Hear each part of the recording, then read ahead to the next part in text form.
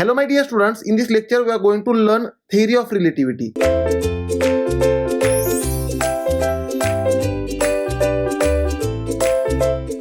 Now my dear students, in this lecture we will see the special theory of relativity as well as general theory of relativity and as well as the frame of reference also we are going to understand. Means inertial frame and non-inertial frame. Means in reality in this lecture we are going to cover 3 topics from your syllabus. As the topics are very small, 5 or 10 minutes each topic, that's why all the topics I am covering in one lecture, right? So 3 topics we will cover, that is theory of relativity. We will understand what is the relativity, right? And then we will understand the special theory of relativity, general theory of relativity and frame of reference. So let us start the lecture. Now let us define the theory of relativity. Now my dear students, here definition I have written. See, the theory which deals with the relativity of motion and rest, right? Here what we have written, the theory which deals with the relativity of motion and rest. This is the definition, but let us understand what exactly they want to tell you or what exactly the relativity means. Let us say if I give you one line, let us say line is nothing but length. Let us say this is one length, this is first and having length L1. Now if I ask you, tell me whether this is a more length or less length. My question is, I have given you only one length and I am asking whether it is a smaller length or larger length. Now can you answer this? No, no one can answer. No one can answer this question, because for answering whether this is a smaller or larger, we need other for the comparison. We need other dimension for the comparison. Now if I give you other dimension, let us say if I give you one more length like this, let us say this is the L2, second L2. Now I can tell this L1 is smaller, but in comparison with L2. Now I can say L1 is less than L2, means L1 is smaller and L2 is larger. This I can say. But again let us say if I provide you one more length, let us say this is my length, third length L3. Now tell me L1 is larger or smaller. Now again my dear students, in comparison with 2 L1 is smaller, but in comparison with 3 L1 is larger. Therefore I can say the L1 is larger, but with comparison of whom? With comparison of L3. This is called relativity. This is called relativity for the length. Therefore my dear students, the dimension is relative. Length or dimension, length is nothing but dimension. Therefore here first point we will be saying that any dimension is relative, always relative, right? Let us say if I provide you one circle like this of diameter d1. Now whether this circle is smaller or larger, I don't know, because with whom? Let us say I am discussing about this circle of diameter d2. Now I can say that d1 is smaller, first circle is smaller as compared to second circle, right? For comparison we have to do comparison. This is called relativity. The same is called relativity. Therefore my dear students, we can say the dimension is relative. Now as like dimension, the position is also relative. Now let us erase this dimension. Now let us discuss about the position, right? Now as I told you, dimension is always relative. So my dear students, here in our physics all the dimensions or anywhere all the dimensions are always relative, right?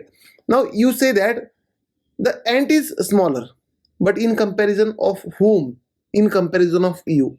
You say that the elephant is very large, very big, but in comparison of whom? In comparison of you, right? Means it is called relativity. That is, dimension is relative. Then position is also relative. My dear students, position is relative. Position is also relative. Means let us say one person is here. Let us say I will tell you, let us say this is one person who is standing here on ground, who is standing here at this location. Now tell me whether this person is north side or west side or east side or south side. Now you know the dimensions. Dimensions are given like this. Upward is, no, this is north, downward is south, this side is nothing but east, right side is east, and left side is west. You know all these dimensions, very school level dimensions or very school level directions, right? Now tell me the position of this person. Now with respect to whom, you will definitely ask me, sir, tell me with respect to whom I have to tell this position.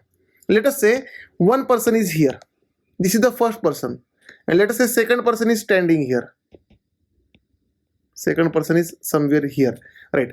Now with respect to this second person, now tell me what is the position of first person. You will say he is towards south, he is towards south na.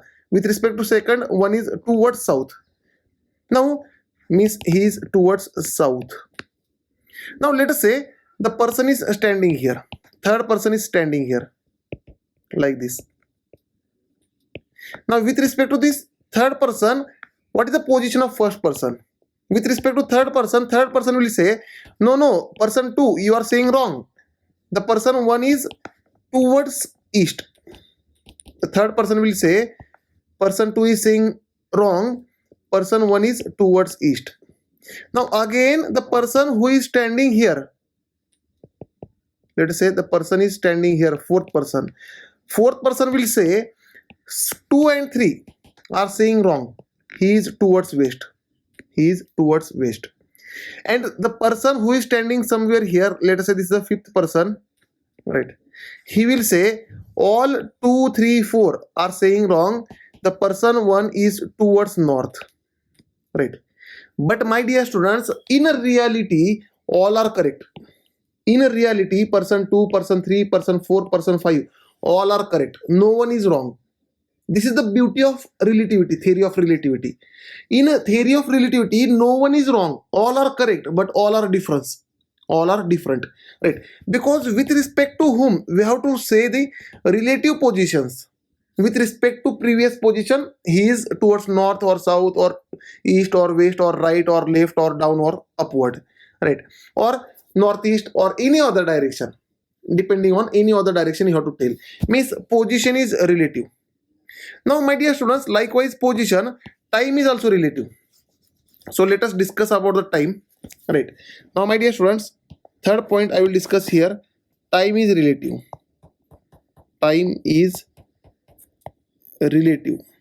Now for time, I will give some historical examples. Now here I will give you example of two greatest kings in Indian history. Now one is Chhatrapati Shivaji Maharaj. Now my dear students, now if I ask you what is the birth date of Chhatrapati Shivaji Maharaj, it is the greatest day in Indian history, and you will say that the birth date is 19 February 1630. Again, one of the greatest king in India is Maharana Pratap. Now by looking at the image only, no need to tell their brief explanation, because we know that all they are God for us, right? Now here, what is the birth date of Maharana Pratap? Then you will say that it is 9 May 1540, right? Now again, if I ask you what is the Independence Day, when India got independence, then you will say India got independence on 15 August 1947, right? Now my dear students, here can I say Maharana Pratap born before Chhatrapati Shivaji Maharaj, right? But Chhatrapati Shivaji Maharaj born after Maharana Pratap, but born before independence, right? Definitely we can say. And India got independence after the birth of Maharana Pratap as well as Chhatrapati Shivaji Maharaj. But India got independence before your birth, right? Because you will be having age of, let us say 17, 18, 19 years or 20 years. Means you are from 2000, 2001 or 1999 or 2001, 2003, 2004. In this year you born. That means, my dear students, India got independence after the Chhatrapati Shivaji Maharaj as well as after the Maharana Pratap, but before your birth. So my dear students, can I say here time is relative, and all these three, means Chhatrapati Shivaji Maharaj, Maharana Pratap and independence of India, are after the birth of, we can say, are after the birth of great Ashoka. Definitely, because Ashoka born in 304 before Christ, right? So this means here what I have to tell you, the time is relative with respect to whom, who is first and who is next, means with respect to whom we are comparing. This is very important, right? Now my dear students, again the motion or velocity is also relative. Motion, or we can say velocity, whenever there is a motion there is a velocity. Motion or velocity is relative, is relative, right? Now let us understand, here one car is moving on the road. Let us say this is a car which is moving on the road, the car like this, and let us say the car is moving towards right, right? And let us say one person is standing on the ground, one person is standing on the ground outside the car. Now for this person, let us say this car is moving with 60 km per hour. The car is moving with 60 km per hour, right? So my dear students, the speedometer in the car will show 60 km per hour reading. Now my dear students, for this person, the person is standing outside the car near the road.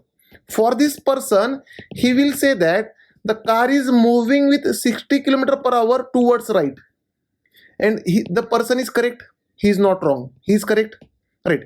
Now my dear students, let us say the person who is driving the car, or the person who is sitting in the car, for this person, now this person is in the inertial frame, this person is in inertial frame, this person is outside inertial frame, but this person is in inertial frame. So my dear students, this, for this person the car is at rest, because the car and person both are moving together, right? For this person, he will say that, he will think that by looking outside from the window, he will say the person who is standing on the ground is moving towards left with 60 km per hour. But reality is that the car is moving with 60 km per hour towards right, and this person is standing, right? See, again think over this. This person outside the car will say that the car is moving towards right with 60 km per hour, but the person sitting in the car, by looking through the window, will say that no, this person is going backward or going towards left, car is still at rest, he will say, right? Now let us say, instead of this person, if I take one car here, parallel car, let us say on the same road one more car is traveling in parallel with this car, right? Let us say in parallel with this car one more car is traveling on the road, right? Let us say this is another car, and let us say the car is traveling in the same direction. This car is also traveling in the same direction with, let us say, 60 km per hour with constant velocity, with constant velocity. Try to understand. Now the person sitting in this car, second car, this is the first car, this is the second car, the person sitting in the second car will say that this car is at rest, first car is at rest, because both are traveling parallel to each other with constant velocity. Then there will be no relative motion between them, between these two cars there is no relative motion, right? That's why both persons sitting in both car will think that, or they will see that both cars are at rest, right? Let us say I will change the velocity of second car, I will make the velocity of second car as 30 km per hour towards right, 30 km per hour towards right. Now my dear students, the person sitting in second car will say that the first car, both are traveling in same direction na, the first car is traveling with, let us say this is a V1 and this is V2, the first car is traveling with V1 minus V2, which is nothing but 30 km per hour. Now towards right, the speed is seen by second car is towards right, means the person, see, first car is traveling with faster velocity, means this first car will go away from this second car, and this first car will be always ahead of second car, and the person sitting in second car will say that, this person will see that the car is traveling with 60 minus 30 km per hour towards right. But on the other hand, the person who is sitting in the first car will see that the second car is traveling with 30 km per hour in backward direction, right? In backward direction with 30 km per hour. This 30 km per hour is seen by the first person, and this 30 km per hour is seen by the second person for the first car. But the reality is that the first car is traveling with 60 km per hour in right side, second car is also traveling with 30 km per hour in right side. And here, my dear students, no one is wrong. Let us say there is a person who is at rest on the ground. Now this person will see car 1 is traveling with 60 km per hour towards right. This person standing on the ground, third person, will see that the second car is traveling with 30 km per hour towards right, and the person sitting in the car 2 will see that car 1 is traveling with 30 km per hour towards right, and the person 3 is traveling with 30 km per hour towards left. It is seen by the 2. Now what the one will see? One will see that the 2 is traveling with 30 km per hour in left side, and this 3 is traveling with 60 km per hour toward left side. This is seen by 1. Now my dear students, in this case, person 1, person 2, person 3 all are correct. No one is wrong. Here the frame of reference is changing. So my dear students, this frame of reference we will discuss. Don't worry about that. Right. So my dear students, here in 1905, Einstein gave the theory of relativity called special theory of relativity. Special theory of relativity. But later, again in 1916, means paper is published in 1916. The theory was given in 1915 only, but the actual research paper was published in 1916. That's why I'm counting the year as 1916. In 1916, the same scientist Einstein given the general theory of relativity. So my dear students, with the comparison of these two theories, let us understand both theories. Let us understand special theory of relativity as well as general theory of relativity. Now my dear students, in case of special theory of relativity and general theory of relativity, I will differentiate them, but in university they can ask you to explain the special theory of relativity. Right. Now let us understand the special theory of relativity in physics. See, we have both theories for our graduation, but in physics, particularly in this topic, we are going to discuss special theory of relativity. Now in special theory of relativity, there is no unbalanced force acting on body. That is, net unbalanced force acting on a body is 0. That means, as per Newton's second law, force is equal to mass into acceleration, and as force is 0, acceleration is also 0. As force is 0, acceleration is also 0, means it is non-accelerated motion. It is non-accelerated motion. Generally this theory is applied for non-accelerated motion, and acceleration is nothing but change in velocity with respect to time. Acceleration is nothing but change in velocity with respect to time, and if acceleration is 0, change in velocity is 0, that means the velocity is constant. So my dear students, whenever the velocity of object is constant, then we are using special theory of relativity. Right? This is applied for constant velocity. Now velocity can be constant, means velocity can be 0 also, and can be having any constant magnitude also. With same direction. Because velocity is a vector quantity, and for vector quantity we have magnitude as well as direction. So as this vector quantity is constant, the both magnitude as well as direction is constant. That means the particle is at rest, or the particle is moving with constant velocity in a straight line. Right? This is called special theory of relativity. That means, my dear students, here I can say that Newton's law of inertia is valid. Newton's law of inertia is valid. That means the object will continue its inertial state. Means the object will always continue its inertial state. The meaning is the velocity of object remains constant always. If object is at rest, it will remain at rest. If object is moving with velocity, it will move with same constant velocity in the same direction. This is called Newton's law of inertia, right? Or it is also called first law of motion. Right? Now here in general theory of relativity, there is external force acting on the object. Means there is the net unbalanced force is acting on the object, and because of this force is nothing but mass into acceleration. Force is nothing but this net unbalanced force acting is nothing but mass into acceleration. That's why the acceleration is not equal to 0. Here acceleration is also not equal to 0. Means it is a accelerated motion. And for such accelerated motion, the spatial theory is not useful. Spatial theory is derived only for non-accelerated motion. So we need to define the accelerated motions also. That's why in 1916, the same Einstein derived the theory of accelerated motion, that is general theory of relativity. Right. Means, my dear students, in this case, acceleration is not 0, means change in velocity is not 0, velocity is not constant. Change in velocity is not equal to 0, means velocity is not constant, velocity changes. Velocity continuously changes. Right. And here we can say the Newton's law of inertia is not valid. Newton's law, here first point, and this is second point. Newton's law of inertia not valid. Means here velocity is changing. Simply we can say here velocity is changing. Right. So my dear students, again one more point is that this spatial theory of relativity is generally useful or applied for the analysis of very high speed particle. Used for analysis of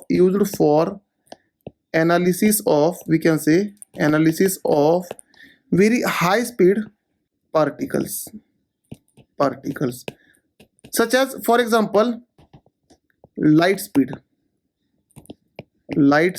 in vacuum. Now everyone knows that from the school level, you know that what is the light speed in vacuum. It is near about 3 into 10 to the power 8 meter per second, which is very, very high. Right. So generally for such analysis we are using spatial theory of relativity. So in this topic mostly we will discuss later about spatial theory of relativity. Right. General theory of relativity is used for low speed particles, used for analysis of low speed particles means all the particles which are moving on the ground. Generally the speed is very less. Let us say your fan is rotating, it is lesser speed, right? Or this general theory is applicable for rotational motion. See, for rotational motion, for circulation, spatial theory is not at all applicable, because my dear students, for circulation, for rotation, example, for circular motion, we can say circular motion of particle. Let us say there is a circular motion. Now my dear students, see, let us assume anti-clockwise motion. Here I am assuming anti-clockwise motion. Now velocity direction, it is a mechanics, school level mathematics. See, in 10th standard also you have studied this. See, if I consider any particle or point on the circle, at this point the velocity will be tangential to the circle. At this point velocity is tangential to the circle. This is the velocity.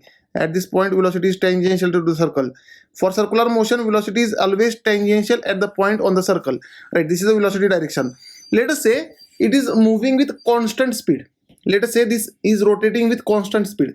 I am saying that constant speed, and speed is a magnitude of velocity. Speed is not direction. It is only magnitude. But here can I say the direction of velocity is continuously changing, and whenever velocity changes, then there is always acceleration.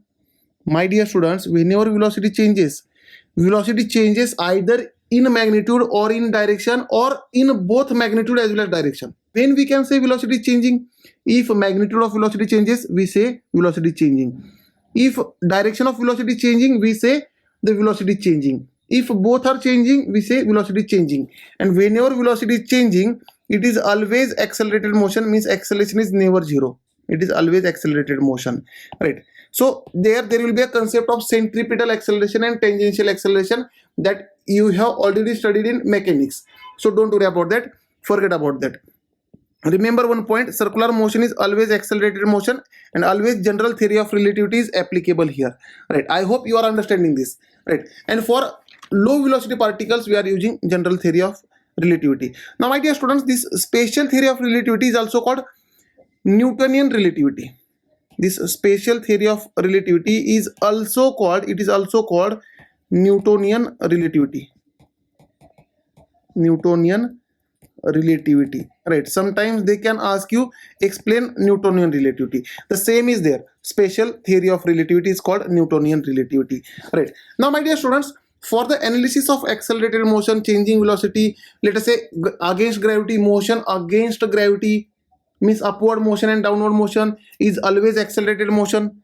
Upward motion, let us say this is earth surface, upward motion is against gravity, downward motion is with gravity, means both are accelerated motion. While going in upward direction, velocity decreases, while coming in downward direction, velocity increases, means both are accelerated motion. So gravity, acceleration, black hole. For the study of black hole, we have general theory of relativity, right? For the study of black hole also, we have general theory of relativity. I hope you properly understood theory of relativity, right? That is a special theory as well as general theory. Now let us discuss the frame of reference. Now make a note that frame of reference. Now my dear students, it is a coordinate system or 3D axis x, y, z with respect to time. Now frame of reference is nothing but it is a coordinate system. Simply it is a coordinate system. It is called coordinate system. That is x, y, z, Cartesian coordinate we are discussing here. Right. Now let us say this is the x axis, this is the y axis, and perpendicular to this both there is a z axis. Now here x axis is parallel to your notebook in horizontal direction, y axis again in vertical direction on your notebook, and z axis is coming towards you in air. It is coming towards you, that is perpendicular to your notebook, right? These are the three mutually perpendicular axes, right? And let us say one particle is lying here, somewhere here. Now if I ask you what are the coordinates of this point, now can I find the coordinates of this point? You will say that this is the x coordinate, this is the y coordinate, and this is the z coordinate of this point, right? These are the different coordinates of this point, that is x, y, z. This point is somewhere in space, right? So my dear students, we have to locate the point with respect to x, y as well as z, right? Now for this frame of reference, basically we have two types of frame of reference. To specify this, we have basically two types of frame of reference, that is inertial frame and non-inertial frame. That is inertial frame and non-inertial frame. So let us discuss regarding the frame of reference. They can ask you to explain inertial frame as well as to explain non-inertial frame. Now first is inertial frame. First is inertial frame and second is non-inertial frame. Non-inertial frame. Now my dear students, let us understand properly. Just now we have discussed the special theory of relativity and general theory of relativity. Now here inertial frame means the force acting on a particle is zero, means acceleration of the particle is zero. Let us say this is any frame, any coordinate system. In this coordinate system I have one particle P, and on this particle force as well as acceleration is zero, means this particle will move with constant velocity. This particle will move with definitely constant velocity. This is called inertial frame, right? And there is non-inertial frame. In non-inertial frame, now my dear students, force is not equal to zero on the particle, means acceleration, the particle is having acceleration, means if I check any plane, let us say this is my reference. In this reference I will keep one particle. On this particle force is acting, means it is an accelerated particle. Either the acceleration may be negative or positive. If acceleration is positive, velocity is increasing. If acceleration is negative, called as retardation, velocity will decrease. Therefore simply we can say velocity changes. It may increase if acceleration is positive, it may decrease if acceleration is negative, depending, right? So my dear students, can I say inertial frame is non-accelerated frame, means the Newton's law of inertia is valid, means the object will continue to move with constant straight line motion, right? Now constant velocity. Then here it is called accelerated frame, non-inertial is called accelerated frame, right? So my dear students, they will ask you to explain only non-inertial frame for 2 marks or only inertial frame or both for 2 marks or 3 marks. They will ask you, right? Now my dear students, so very simple. As it is force is zero, non-accelerated. As force is given, it is accelerated, right? Therefore here only we can say the object will be at rest or in a straight line motion.